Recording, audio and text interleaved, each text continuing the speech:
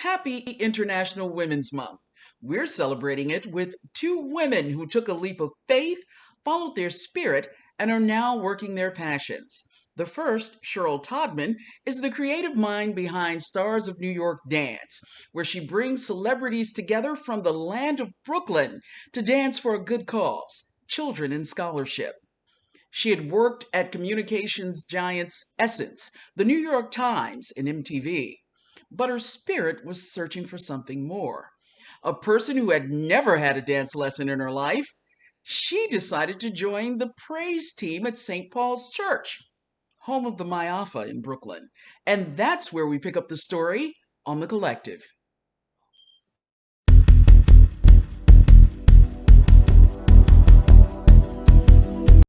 So now, was that sort of your upbringing?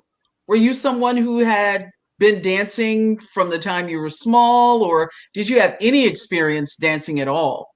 You know how your parents will put your 2 feet on top of their 2 feet and sway side to side, and while you're Basically, that watching, was it. that was it. Or watching Soul Train. So watching Soul Train was my favorite thing to do. It didn't equate to like formal dance. So I never asked my mom or dad, like, can you send me to dance class? It was just totally different. My cousin who I moved to Brooklyn with, she was actually taking dance classes in Harlem, ballet. And we would walk her to her my sister and I would walk her to her ballet classes and then wait for her and then walk back to our houses. And, what she did was ballet is, very linear and stiff. Yes. And so I was like, I don't want to do that. I want to go back to the tennis courts or, learn something else. So I had no interest in dance. But when I got to the church, that's when, it reminded me of what I saw on Soul Train a little bit. Just, it was a freedom. And those women were praising God and moving their bodies. And that's the connection. I was like, and at that time I was about 27 and knee issues and all that stuff still. And I was like, but I have to do that. And so my heart just exploded. And I got to the church and you're usually supposed to go through new members classes. And I did all that, but I ran to find out how I could join the dance ministry. And I joined and my knees were killing me, because my body wasn't prepared. Yeah, you weren't ready. I wasn't ready. How did you get ready? So, because praise dancing is really very, I don't want to use the term athletic, but there's definitely a lot of stretch and movement. And so how do you prepare yourself? So I was in rehearsal with the women for about maybe 3 or 4 times, and my knees were just not ready. And I was so disappointed. And interestingly enough, when I was much younger, like in 6th or 7th grade, I took martial arts. And I was like, so they were teaching the church just had everything. Like you could take dance, you could take martial arts, you could do whatever. And so I was like, well, maybe I'll start with martial arts. Maybe I'll get myself back in shape. But all the kicking was just as bad, Yeah. And so I was just like, okay, God, I think I want to do this, but we have to figure out how I'm going to do this. So you got to help me heal my knees.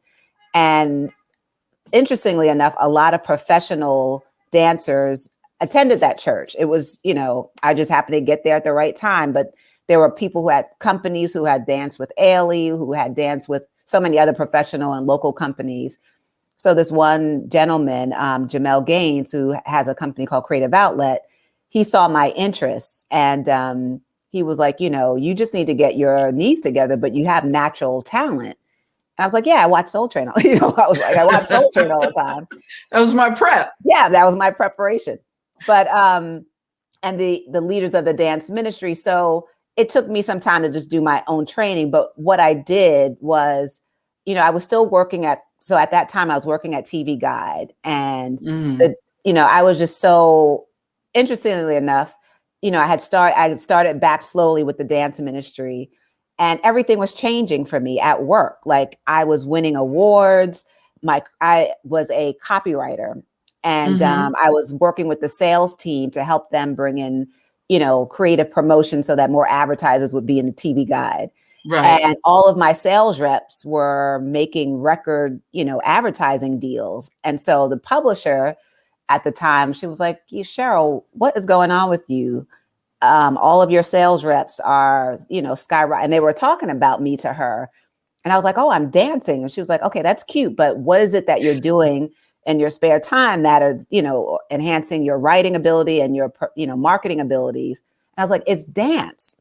And I sat with her for like an hour and explained.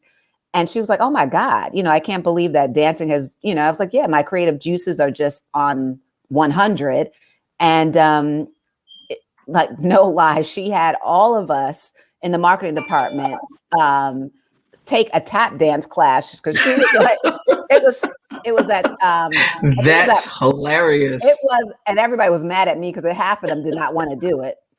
And she was like, if Cheryl's sales team is doing this well, we need everybody to dance. It was the funniest thing. And I think we did it 3 times as a group, but it was like 18 of us or so. I don't remember how much, but it was like some of the copywriters, some of the designers. And they were like, if my sales reps don't make this work, we're out of here. So we only did it 3 times.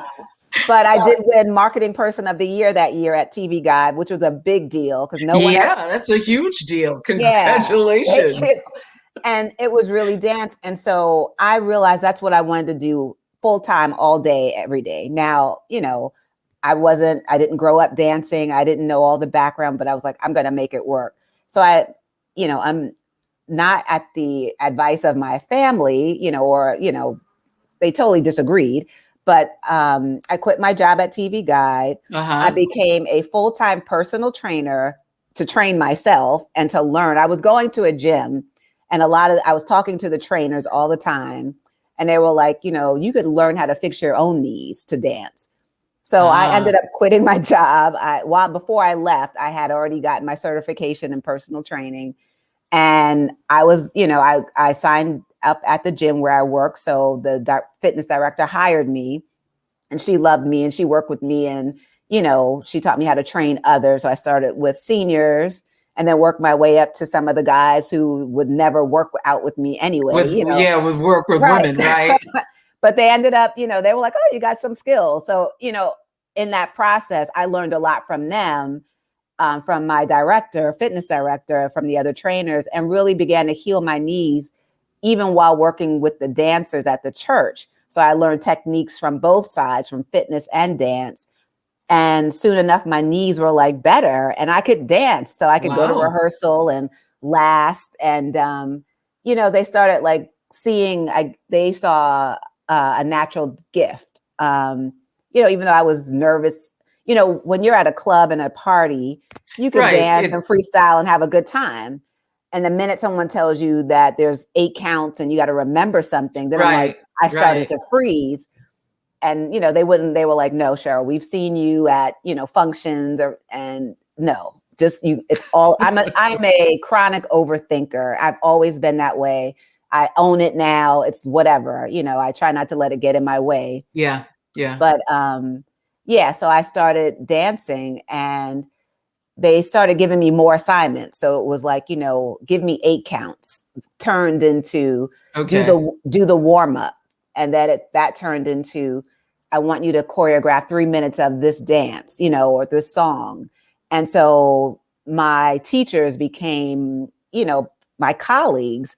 And I started to learn more, how to teach people. And I loved it. I think I became, Jamel always said you become a better dancer when you teach. So I was like, I want to teach, let me teach as many times, as much as I can. As much as I can. Yeah. When you stepped out though,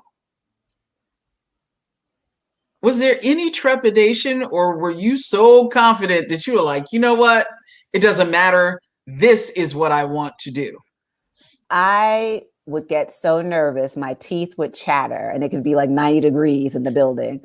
My stomach would go upside down, but it's sort of like I knew I was doing what I was called to do. It didn't matter how nervous I got, if my palms started sweating or whatever it was. And there was just like this feel, like this glow, like this bigger than life Yourself. energy. Yes, my higher self, my whatever. I felt like a superhero, even if I had butterflies in my stomach. I just felt like I was 18 feet tall. And it was just really the best thing. And it was just when I knew this is what I'm supposed to do in whatever form it ends up unfolding. And I had no idea where this was going, you know. So I started, I was working at the gym. I wasn't able to sustain an income. I think I did that for about a year. And I was like, oh my God, I have to go back to corporate. And my pastor, you know, he saw my growth. He saw me like come into the church, make a beeline for the dance ministry, go to martial arts, come back. Now all of a sudden I'm a trainer. He was like, what is your purpose? Like, what are you trying to do? What exactly is it you're trying to do? And I was like, I don't know, but I just feel led to move and to dance. And so, Hmm. you know, I had, you know, from all of my jobs at, you know, Nickelodeon, MTV, all of that stuff, I developed relationships that were longstanding with Essence. And he was starting this new program with his staff that he wanted to start sponsorship of programs at the church. So the church did a lot of out in the community. St. Paul Community Baptist Church, and the pastor was Reverend Dr. Johnny Ray Youngblood. He's now bishop. He's very well known around the country, but Yes, I've especially heard the in name Brooklyn. before. Yes. Yes. So he's very progressive and did different things that other churches didn't do, and just took chances. He even, you know, he was one of the first churches to have a dance ministry, because when he was growing up, his parents, you know, family didn't allow him to dance. He said that they called it sinful. Like, you can't dance. Like, that's just not what we do. And he vowed, like, whenever I have my own, and this was when he was like young, he was like, whenever I have my own church, I'm allow people to do whatever they want, dance, sing, whatever. And so we benefited from what he couldn't do. So all of the members who were able to dance and participate, we were like his prizes. You know, he was like, look what God has done. And so he was starting this new program. He did so much work, and he created a nonprofit at the church. And he was like, I need someone to run it. I need to raise money. We do so much for free. We could get people to sponsor. And I was interested. And I was like, well, my job at the gym is too hard, you know, like trying to work all these hours to make, you know, pay my rent. Make ends meet. Yeah. Yeah. Yeah. So he's like, well, why don't, you know, I didn't want to quit the gym yet. But I joined the sponsorship team. So there was a consultant that came in, taught us how to do sponsorship.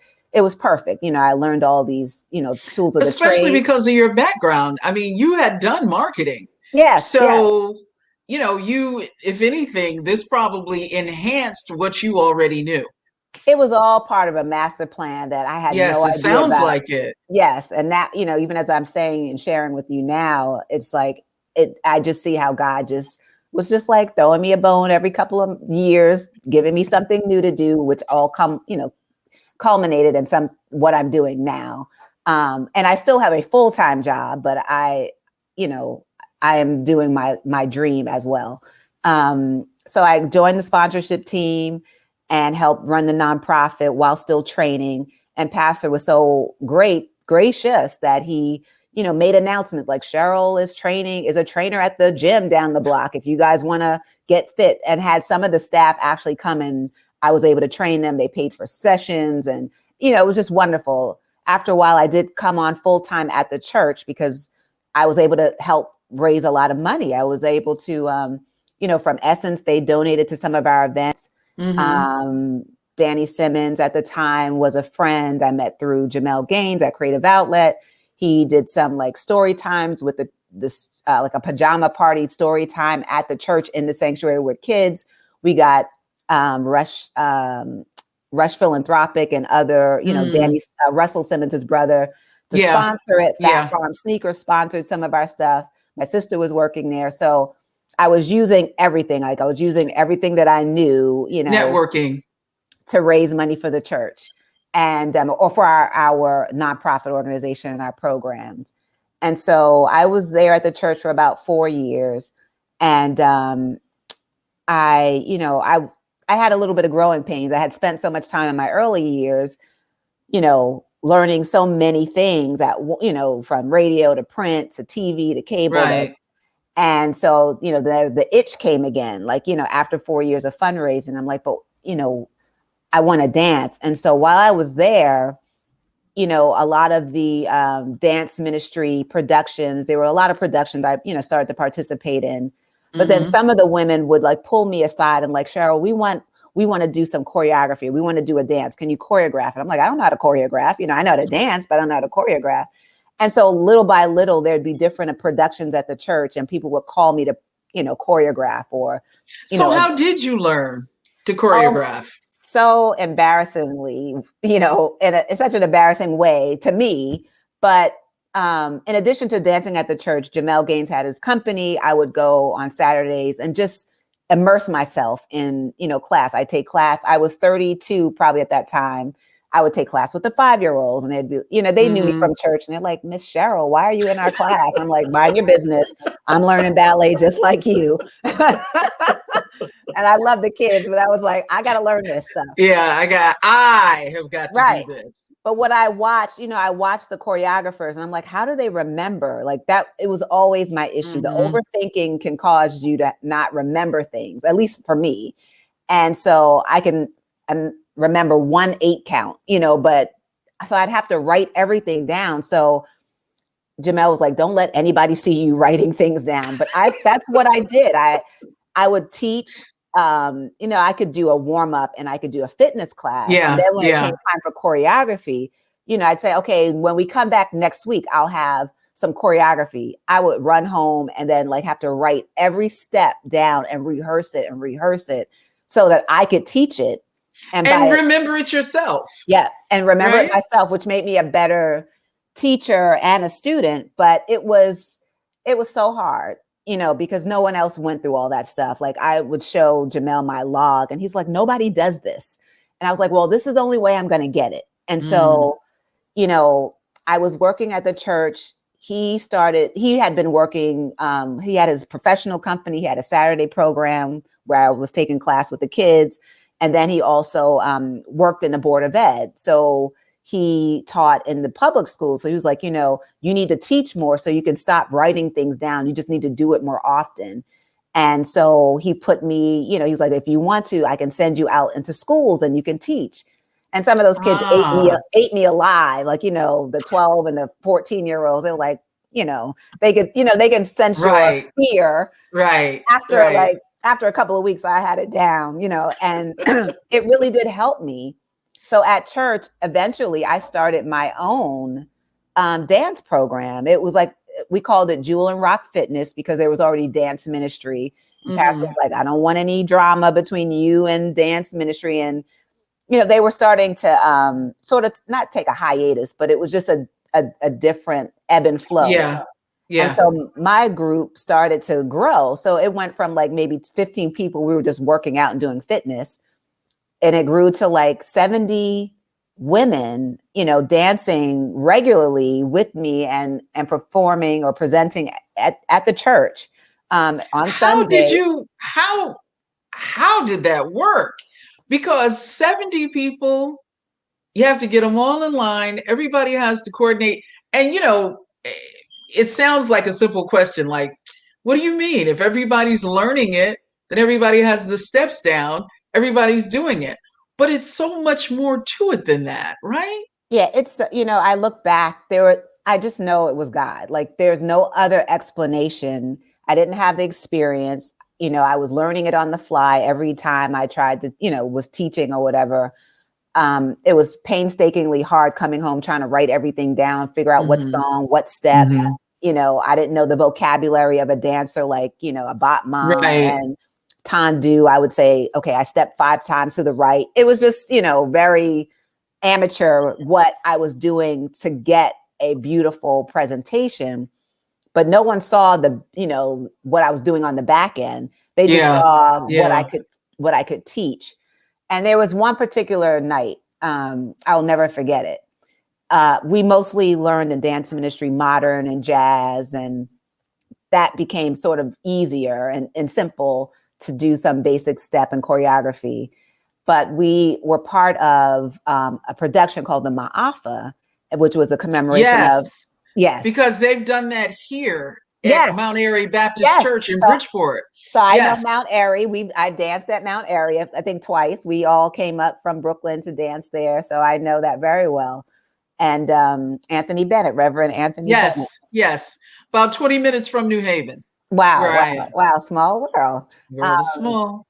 So, the Ma'afa was amazing. It was just, Yes. I watched it. So, a couple of times and I was like, I really want, Jamel was like, you got to do it. And so, there was one night where different people who were developing, in dance, I was one of 50 women who were in the dance ministry.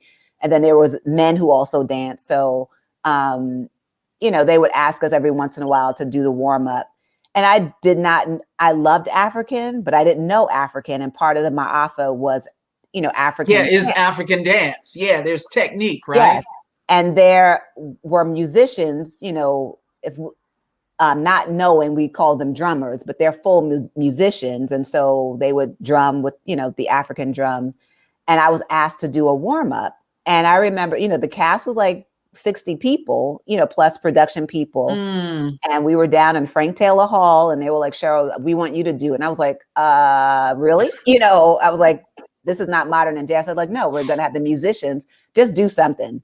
So I went up there on the stage and this was below the sanctuary and the musicians were like, oh, she's going to do something. They didn't see me at dance ministry. Really. They didn't know, anything.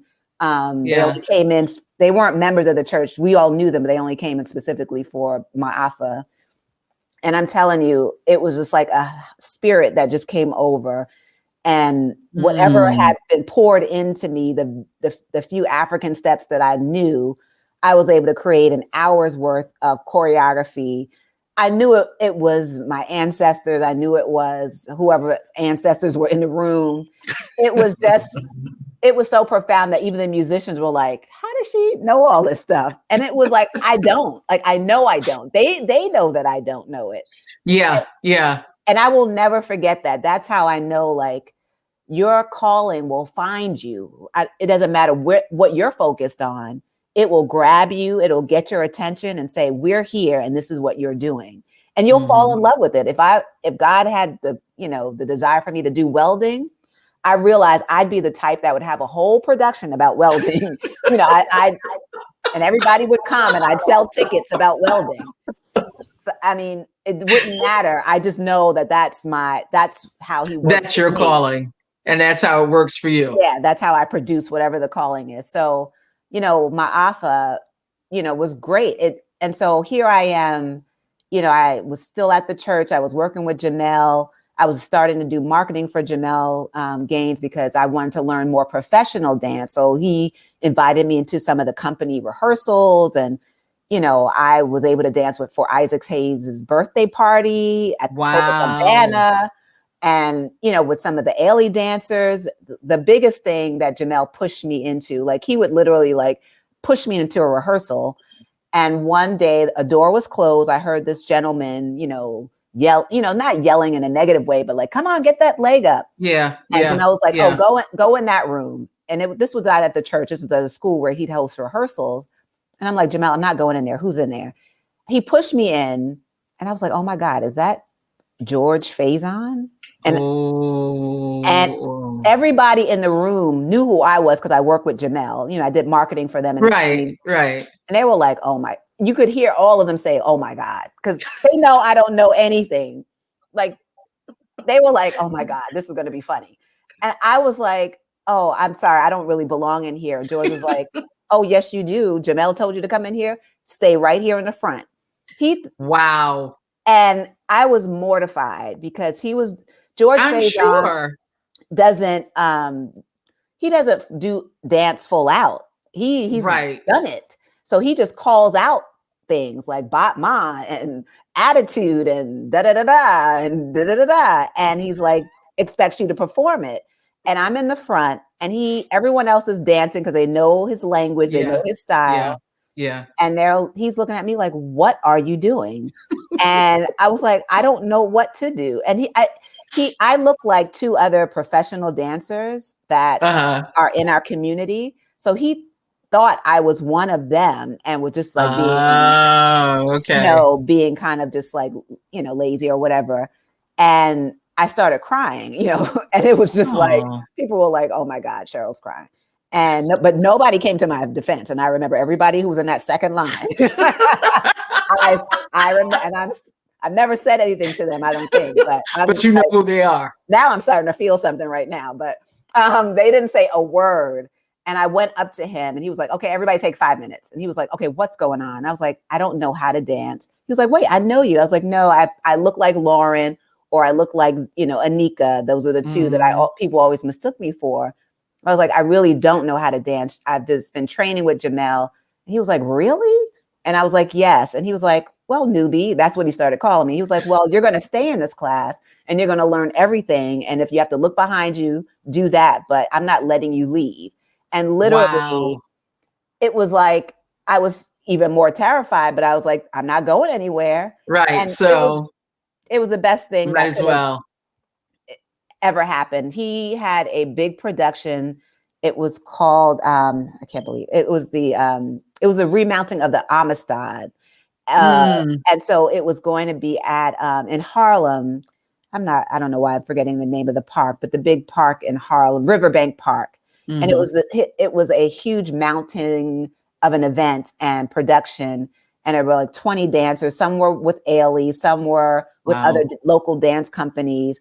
And he was like, you're going to come to every rehearsal and learn this. Cheryl, hold that thought. I got to take a break. We'll be right back with Cheryl Todmann and her very special story after this.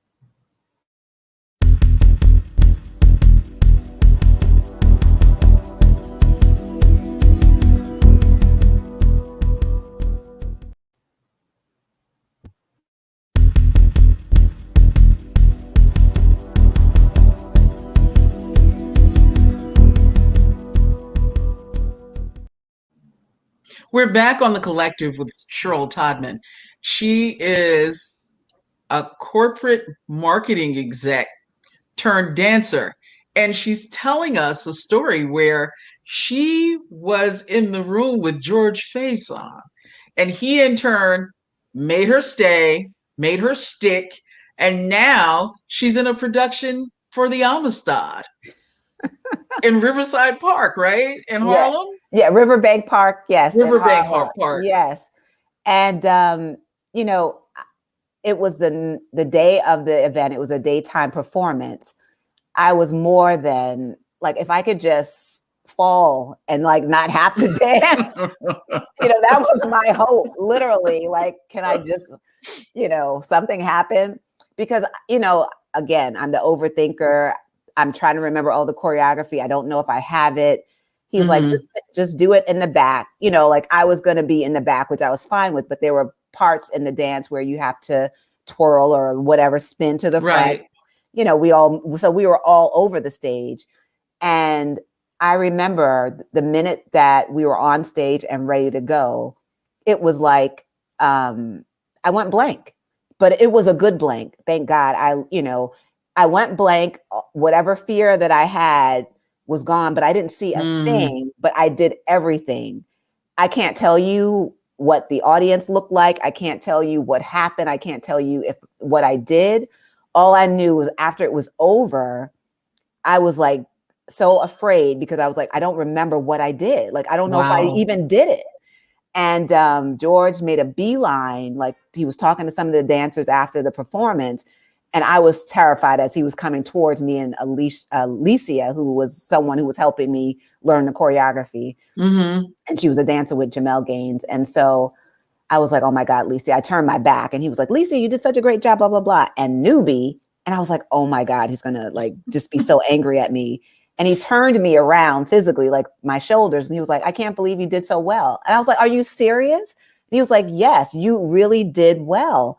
And I was like, I'm sorry, I went blank. Like I didn't, he was like, you went what? And I was like, I really don't remember what happened. He was like, fine, whatever your system is, it's working, and that really has been a system. Like that's happened a number of times. What is in gets out. And I just chalk it up to the way God has designed it to evolve. Yeah, it's not through your memory.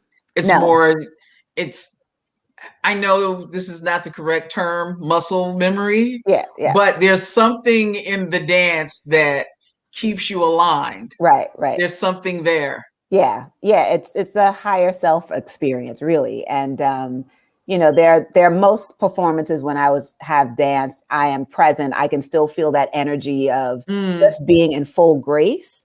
yes, Um, Full that's a good way grace. to describe it. Yeah, it's totally like, just grace. But there are about 3 or 4 times when I really was not present. It was just like I was being blessed in another way to move. And so there were a number of experiences that I had with George and with Jamel. And, I wanted to do more. And I was at the church. I was, looking for something else to do. I went back to corporate because, I just wanted a different experience. But I was like, God, I still want to dance. Mm-hmm. And I remember I was walking up Flatbush Avenue and the Spirit said, get community leaders to dance.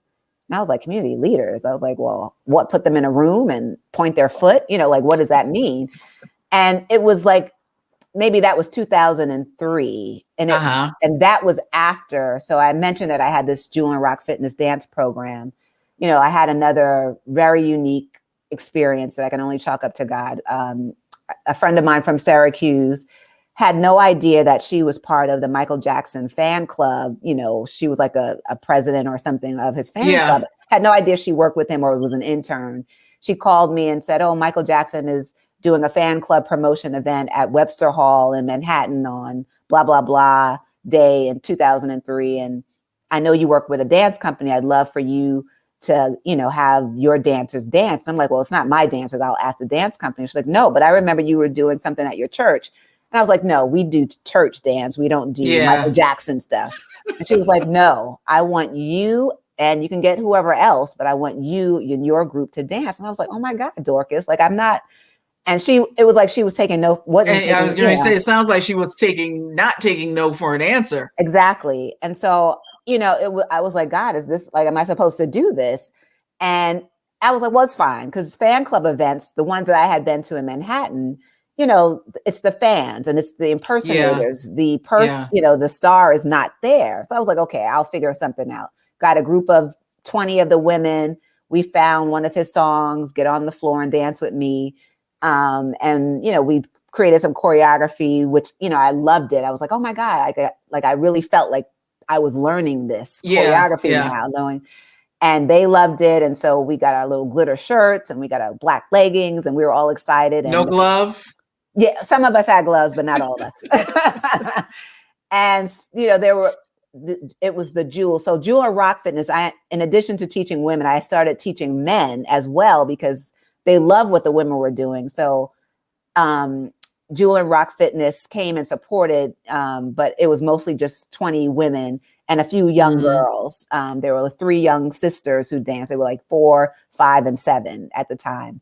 And so the night of the show, Creative Outlet had their young artists who were like semi-professional, but they were so trained and they all went to LaGuardia. They were professional dancers. LaGuardia High School. Yes, LaGuardia High School. So they performed and then it was the Jewel's turn. And so Dorcas was like, are you guys ready? So we went up there and, I danced along with them and there was a huge applause. And Webster Hall, all I thought it was just a flat one space. After we performed and came downstairs, back off stage, the top lights came on and everybody like looked up because we didn't know that there was a balcony. And there was Michael Jackson standing. Wow. And he was like, I love the Jewels. And I nearly like, Did you cry? Did you scream? Did you have to hold yourself up? we did it all. Like some the young girls who were with our group, their parents came and a lot of people just came, just no one expected Michael Jackson to actually be in the room. Wow. We lost, and there were at least 7 or 8 performers, like groups. Right. But he happened to stand up and say, I like the Jewels for us. Like, it just didn't make any sense. And after that night, we were all like, they were like, Cheryl, did you know? I was like, I had no idea. You know, like Dorcas, I was like, Dorcas, she was like, well, I don't tell anybody because then Right. you'll get too many people and it'll be Right. crazy. But right after, like some of the teenagers at the time, they're in their 20s and 30s now, but they made a beeline to the balcony, but there was security and nobody could get up there. And I was Right. like, she's like, but Cheryl, did you hear? He said he loved the jewels. And I was like, I know. I'm like, this doesn't even make any sense. Definitely spirit filled. Spirit filled. And so it was sort of like right after that where I was getting those messages like get community leaders to dance, get community leaders to dance. And, you know, for 2 years I heard that and I was like, God, you know what? I'm tired of like, it, you know, I had developed this relationship with God that I just, you know, out of frustration, I think I got so comfortable talking to him, you know, not outside, but definitely in the house. Yeah. And I could just say like, listen, like, unless you're clear, I don't know what you're talking about. And I'm like, I don't know what you want from me. Right. And I'd rather just talk about something else, or I'm just going to go back to doing what I was doing, you know.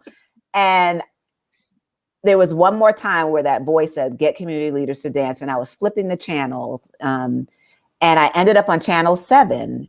And it was about 2005 or 2006. Dancing with the Stars had already been out a year, but I didn't watch it. Like I just, you know, I hadn't watched channel 7 in years.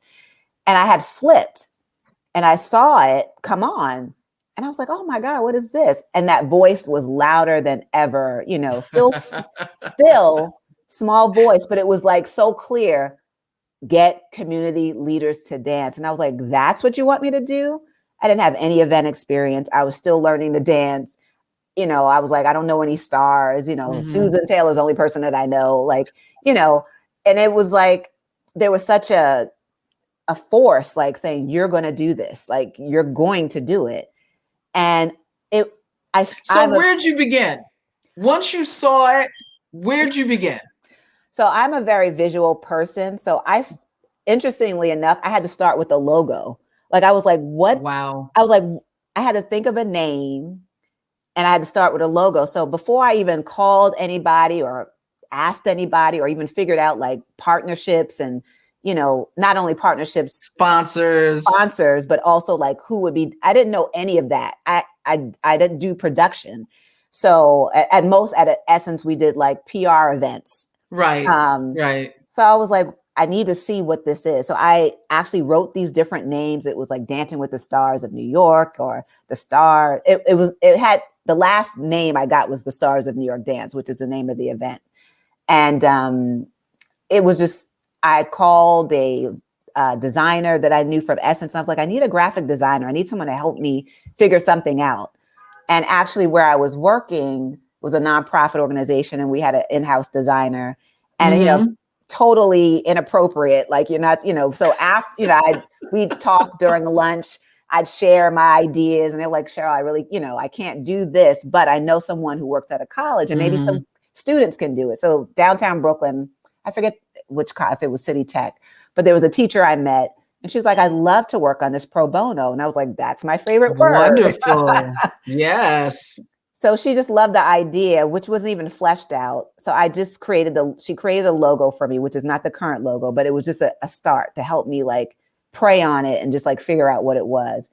And then one of my friends was like, well, if you're going to do a nonprofit, you got to get it, you know, incorporated or get a fiscal sponsor. And so I went to Brooklyn Arts Council and I was like, how do I get an event up or how do I launch something? And I explained the concept verbally to them. They were like, oh, write it down and, you know, send it to us as a proposal. And so I did all of that. I submitted my idea and it got rejected. And I was like, you know, like, what am I going to do? How am I going to, you know, where do I go now? Yeah. And I was actually, you know, someone else approached me, said, oh, I was rejected too from this organization. It wasn't Brooklyn Council for the Arts or Arts Council, but it was another organization. And they were like, but you can try this group. They do a lot of fiscal sponsorships. Try them. But I went back to, I think it was a New York Foundation for the Arts, some group that rejected the idea. And I was so hurt for like a month. And then something said, go back and ask them what was wrong or what could be better. And I went back and they helped explain, what they were looking for. And I didn't perfect it, but at least I knew better. And so then I resubmitted it to a company called Fractured Atlas, which, had a weird name, but worked with a lot of artists. And they were like, we love it, go forth. And so they were now my fiscal sponsor. I did a lot of sponsorship at the church. So all of these things that I was like, sort of just happened to do, working with Jamel, starting to choreograph, getting sponsors, my past job at Essence, working with the press, doing some events, all of this stuff started to filter. And I would like pick everybody's brain. And I was like, Jamel, I want to do this event. I need you to partner with Letitia James, who happened to be councilwoman, of the 35th district. And I was like, I wonder if Susan would dance. I'll ask her. And so I just started to think about all the people that I knew that had some visibility. And, my son went to a local Christian school in Brooklyn, Trey Whitfield School. Kim Hampton from the WNBA, her daughter went there. I'd see Kim, when we go to pick up our children. So I'd like, I'm doing this event. Susan Taylor has signed on. Susan knew what it was, but she was also writing a book. But she, she'd been my mentor. She was like, of course I'd do it. But we hadn't really fleshed out her schedule. She had no idea she'd have to rehearse over a few months. Right. So she had signed on. I was going to ask you, how long did it take you to pull this together, get people in rehearsals? I'm sure it wasn't too difficult to get someone to train them per se, right. But still, you had the production, you had sponsorships, you had to find dancers, and then there were rehearsals and a place to rehearse. So how long did it take you to pull the very first thing together? For event? Yeah, I think I started like after, there was a months of fear that just crippled me. I looked at the logo. Yes, like I'd never done this before. I was and then so there were 5 stars that signed on, I'd say in March, and the event was scheduled to be in November or December. It was actually in October, actually. And I had to change the date because I had this whole different, setting set up. So back then we were used to big galas, $300 a seat. I was like, oh, I could raise all this money. Susan's is on the ticket. This will be great. I could raise all this money. And we were going to have it at the Marriott Marquis in Brooklyn. And I had, signed this contract. And then, Susan was like, Cheryl, I actually can't do it. I'm writing this book and I won't be able to rehearse. It was not, I was like, oh my God, Susan, thank you just for even wanting to participate. But then I was like, how am I going to get, who's my big name now? Yeah. And what numbers are they going to draw? Right. And how am I going to get, this 300, my whole part, it just wasn't fleshed out as well as it could have been. And I didn't know what I didn't know. And so I had to, when October was coming, when it was like mid-September and I had only sold a few tickets, I was really afraid. I was like, oh my God, this is going to be a flop. And, I started in March and the event was scheduled for October. And there were months, where I was working steadily, wasn't, you go as you learn as you go. Mm-hmm. There was no script, for this. So I was adjusting things. People started rehearsing in July. Nowadays we start, much closer to the event date. They get about 10 weeks in instead of 3 months. But it was just, one sort of mini disaster after another, after Susan couldn't participate. And it wasn't a disaster, but that's how I felt at the time. But you felt like it at that time because it was the first time. It was the first time. And I had it all mapped out, say in May, everything was perfect. And then all of a sudden things started to change and shift. And I was like, oh my God, I'm not going to be able to raise this, $30,000 to play for the venue and all the chicken dinners and all that stuff. Right. And I remember it was, maybe 12 days out from the event, literally 12 days out. And I had only sold the place at the Marriott could hold up to 500 seats. I had sold 50. And I was like, oh my God, what am I going to do? And I called Susan and I just poured my heart out to her. And I was like, I have made the biggest mistake. I'm so devastated. And she was like, stop. I've worked with you. I've known you. You're not devastated. We're going to fix this. And she was like, you figure out, this doesn't have to be a $300 event. You can quickly do a new invite and say, it's in a happening. It's $50, you know. And I was like, but that's going to look like it's cheap and like, you know, all this. And she was like, I will be there. I can't rehearse, but I will be there. She was like, what else do we need? I was like, well, then I need someone to actually dance. Like maybe I can get a special guest dancer. She was like, I'll call Reverend Sharpton. I was like, okay. And then I called, Councilwoman Letitia James, and she was one of the competitors. And I explained to her and Colvin Granum, who runs Bedford-Stuyvesant Restoration Corporation. And, you know, in the room, I was also sending out press releases about all these people participating. The New York Times picked up the story that there's a new date for this event. So they did this whole story on this which event, was fabulous. which didn't even happen yet. And I'm like, oh my God, you know, it was fabulous. It was great PR. They got the new date out to the world. And then we had Reverend Sharpton as a special guest dancer. Bill de Blasio at the time was a public advocate. My best friend from college was like, yeah, we can get him and Charlene to dance. So I had, you know, the two. So it really worked out. So what were your end numbers for the first event? So we had like 298 nice. People flipping, you know, our strategy, our pricing schedule. Some people had bought tickets at 300. They're like, oh, it's a donation. The first event was phenomenal. It was absolutely phenomenal. And it was like, it's on. And now. So how old now is Stars of New York? The Stars of New York Dance will be 12 years old in November. So we have done 11 consecutive events featuring, oh my God, from Michael Eric Dyson to Congressman Hakeem Jeffries being honored and dancing. And what we do with honorees, we don't tell them they're going to dance. That's our little secret, which may not be a secret now, but it is hilarious. I'm telling you, just as spiritually guided as my past events and dance experience has been, Stars is even more, because that's what God asked me to do. And I think it was regardless of my fear, I was obedient to it. And, you know, for our 10th anniversary, all of the winners from the past 9 years, majority of them came back to compete for our Dance Off of the Decade, which was phenomenal. That's fabulous. It was, and the idea came from two of the competitors that participated, Councilwoman Lori Cumbo and Betty Staten, Honorable Judge Betty Staten. And so these women had danced at least twice in the event already, and others had been vested. They had won previous years, and this was their baby just as much as it was mine. And we were raising, and it was also good PR for them. PR for you as well. Good PR for them, good PR for you. And quite honestly, I'm sure that with the philanthropic choices you made, it made a huge difference. It did.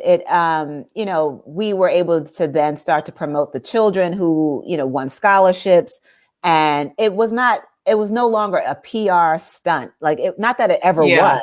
Right. But the participants, the stars, they were so invested, and they saw the difference. Like some of the students that won scholarships, they would be in rehearsal with the stars, the community leaders, giving them tips like, no, point your foot. And they were so impressed, with these young people instructing them. And they were like, oh, they'll be great leaders. So it was we just created this huge network of people that came around this event.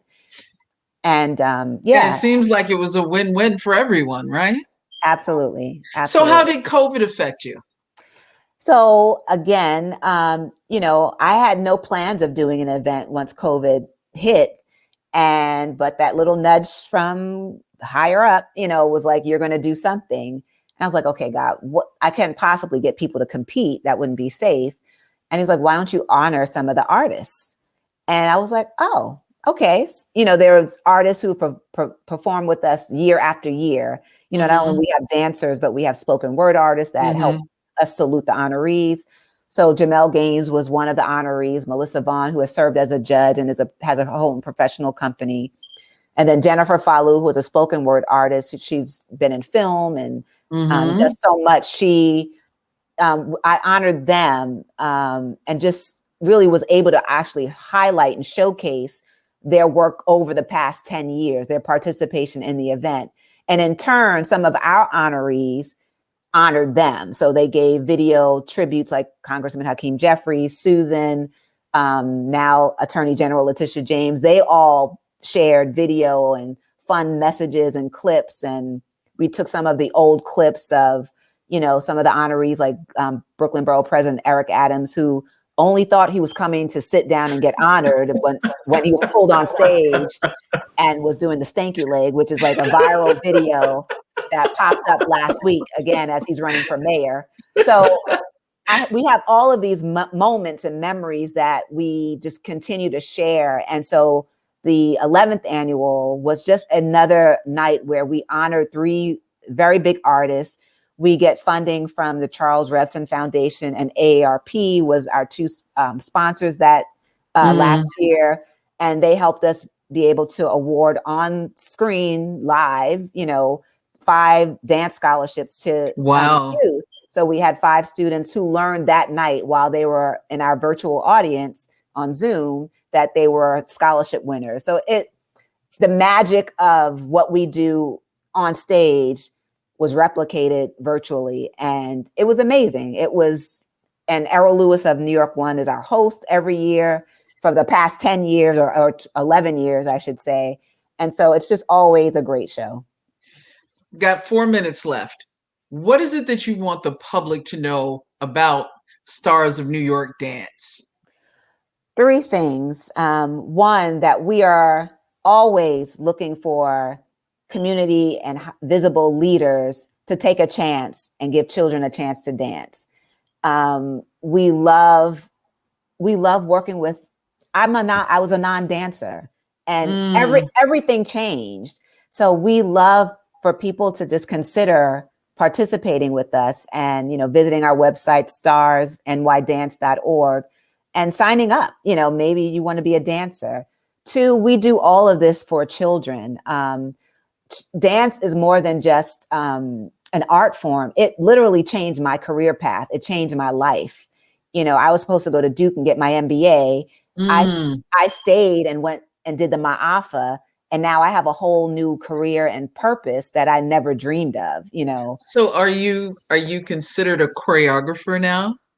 I am. I don't do it as much as I used to do over the last 15 years, but just last week, I emailed one of my, I direct message one of my friends who dances. And so I was like, I really have the bug now. I really want to choreograph something.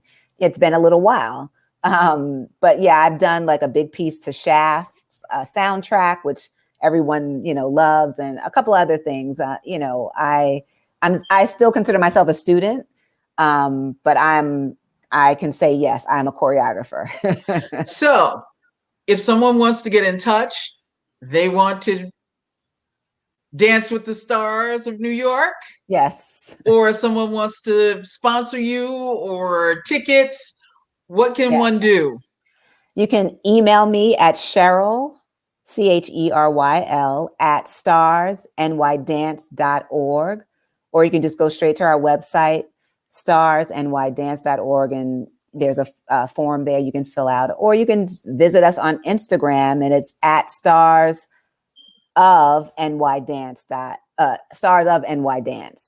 And you can find us on Facebook, Instagram, Twitter. We're all over, and just connect with me. We're always looking for new stars. Now, I will support you, and I'll be way in the back of the room. I was just about to say, I wonder if you would be interested. I'm good in the club, and I have no problem moderating, emceeing events. Okay. Or being a judge, maybe. Being a judge, because I've done that. Okay. But dancing in my house, in the club, when I don't think anybody's looking, I'm good. Right, okay? right. Yes. But I definitely, I was so excited about this because your website is so impressive. And Oh, your thank you. honorees have been people that definitely were more than deserving.